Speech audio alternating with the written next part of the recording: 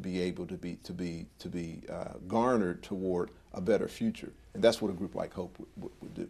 Through the juvenile justice program, through the housing program that is just really taking off, through the in-school mentoring program that he had all through Kanawha County.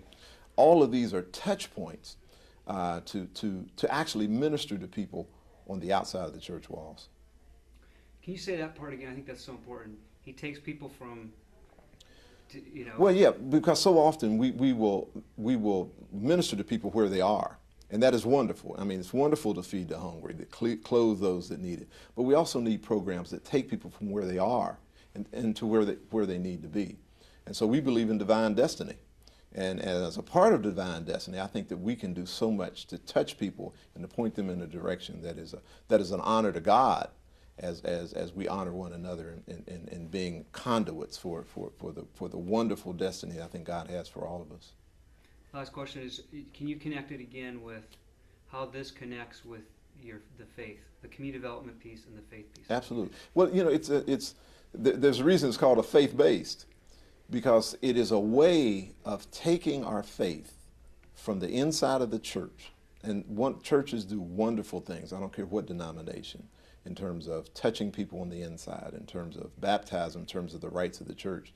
But what a faith base will do, like Hope, it will take that great gospel commission in Matthew 28, where Christ tells us that we're to go into all the world. Well, how are we to go into all the world? Well, we're to take his love and his compassion into the world. And so often when we think of missionary work, we think about going somewhere far away. But the admonition that he says that we were to start at home and then to go to the uttermost parts of the earth. And I think a faith-based like Hope, and I want to keep establishing that what Hope is doing here in the Kanawha Valley, and I believe it's a model for the world. I'm currently in Akron, Ohio, and we are looking at, with our very large church, we have a church of 6,000 members, and I'm looking at doing some modeling for our community outreach that's modeled after what Hope is doing here. So the work here is extremely significant. Yeah. Anything else you want to say about Pastor Watts? Well, he's a good friend of mine, and one thing I can say about him, the integrity that you see on the outside is really that he's that same person behind closed doors. There have been many evenings where we're up at midnight talking about what we can do to touch and to assist, and I really think that's a mark of a true godly person, the person who is the same on the inside when nobody's looking as they are on the outside when the cameras are on and people are looking at him and his work.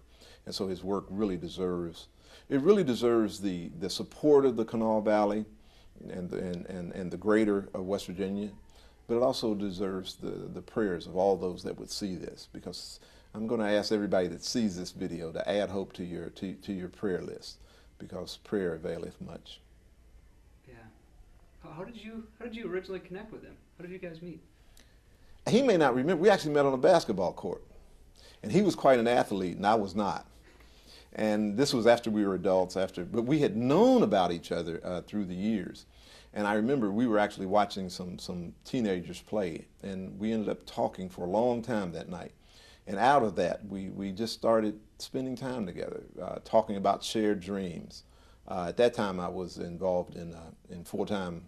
I was working as an attorney full-time, and we were thinking about how we can combine our efforts, you know, for a greater good. Because, you know, we were both like little David, fighting against, you know, the giant of the system as they were, and we thought that if we could somehow combine our efforts, and he's done an absolutely wonderful job. I've left the Charleston area a couple of times. You know, I served as National Vice President for OIC of America with Dr. Leon Sullivan, and I'm now in Akron, but he's been steadfast in this Kanawha Valley, and I really honor him for that. I want, if you could say again, Hope, the name Hope, why that's, just again, that's important. Okay, well, because it is more than just a slogan. Say Hope is more than just a slogan. So okay. Okay. Okay.